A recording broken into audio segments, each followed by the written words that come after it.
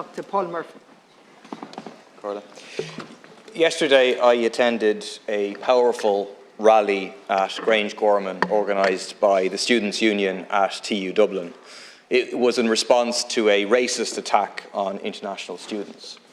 200 students came out to say, we will not stand for people being attacked because of the colour of their skin or because of where they have come from. It is exactly what we need in response to the spate of violent, racist attacks we have seen, which have come in the wake of the anti-refugee protests. No pandering to racism, but standing up strong against it. It's the same spirit which will motivate thousands of people to participate in the Ireland for All Solidarity March this Saturday at 1:30 at Parnell Square. It is now supported by almost the entire trade union movement, by migrants' organisations like Massey, the Irish Refugee Council and the Immigrant Council of Ireland, by anti-racist organisations like United Against Racism and Lekela, by feminist organisations like the National Women's Council of Ireland and Women's Collective Ireland Tala, by community organisations like Ballymun for All, Drimnagh for All, East Wall Here for All, by football clubs, by boxing clubs, the list goes on and on. They all understand the need to take a stand against racism and division.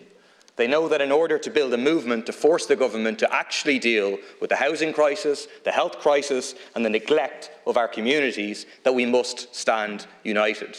That it only serves those who benefit from these crises to have people wrongly divided, wrongly blaming asylum seekers and refugees. The government has taken a very different approach. Last Wednesday, the Taoiseach told the Dáil that we should not play into those arguments. The very next day, he told the media we need to be fair, firm and hard when it comes to migration. He spoke about people who come to Ireland with a false story or on false pretences. It was a shameful attempt to pander to anti-refugee sentiments. And this shameful rhetoric has been matched by shameful actions. You have left over 100 people fleeing war and persecution, sleeping on the streets in the context of an increase in racist violence. Your Minister for Justice has spoken inaccurately about people coming to our country illegally while speeding up deportations.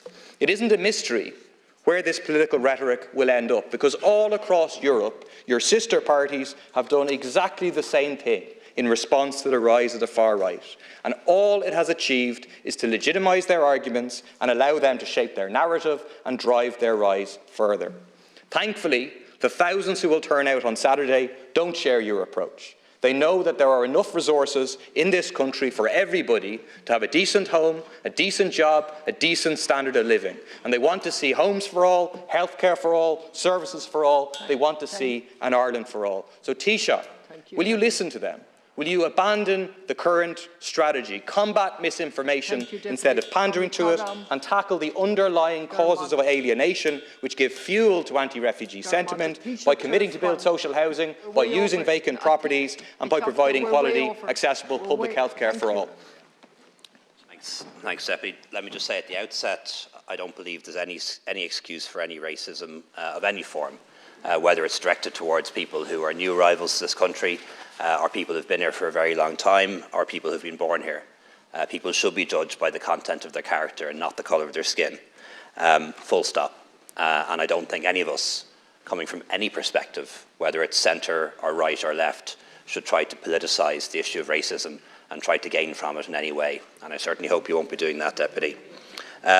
We are facing in Europe and in Ireland an unprecedented refugee crisis, the likes of which we have never seen in this country.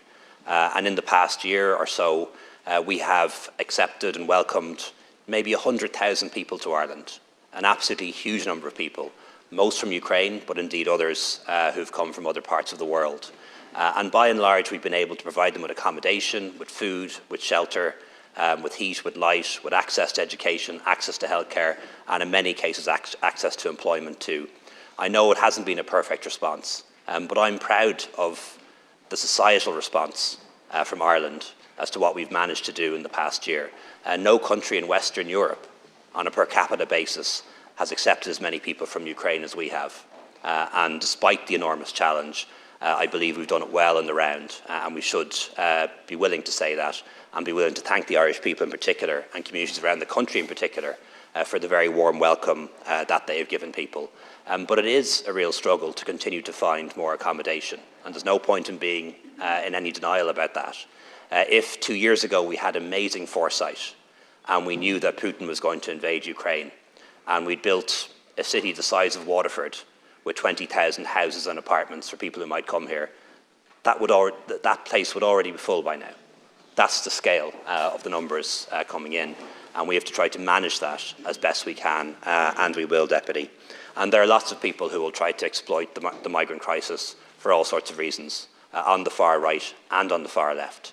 And I won't be called out on that issue, Deputy, because I don't think it's right to conflate issues like housing or healthcare or unemployment or crime or domestic violence or any of these things with migration. No matter what problem a country has, racists on the far right will blame that on migrants, and I think it's a mistake to conflate them. There are plenty of opportunities to have a go at the government about any issue, and I know you'll take those opportunities, but don't mix it up in an anti-racism campaign, Deputy. I think that's a mistake, and I think you're playing into the hands of the far right in that regard. Well said. Dr. Murphy. Thanks. Taoiseach says that the far right and the far left will exploit the migrant crisis. Taoiseach, I'm not sure if you've noticed, but the far right are organising protests outside the temporary, inadequate emergency accommodation of asylum seekers. And what are the far left doing?